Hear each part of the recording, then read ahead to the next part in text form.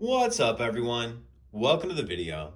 Today we're going to take a look at how to change the engine air filter in a 2018 Lexus RX 350. This RX 350 has the 3.5 liter V6 motor in it, and I'll put a link in the description box of this video to where you can find these replacement engine air filters if you're in need. So taking a look at our engine compartment, if we look on the driver's side, this item right here is going to be the air box. This is what houses the engine air filter. And there's two clips that we need to undo, one here and one here. As you can see, those clips just push off of there. Once we get those two clips undone, I'm going to slide the whole top of this air box this way or to the driver's side just a little bit, and then it will pick up. So slide it just a little bit this way, and then it will pick up like that. And we can reach in here and pull out the filter.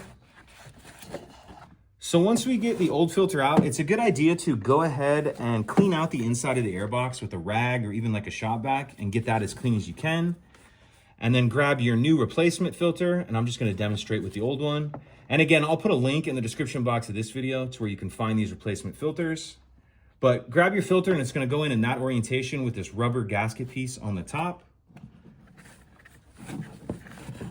Slide this in here.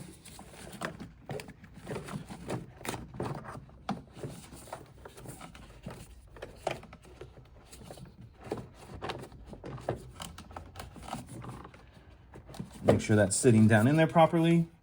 And then taking a look on the back side here, you can see there's these two tabs, one here and one back here, and they fit into these notches. So make sure those tabs are lined up, and then we can come back over here and reattach those clips, and that's it. If you could take a second to like and subscribe, it helps us out, and I'd appreciate it. Thank you.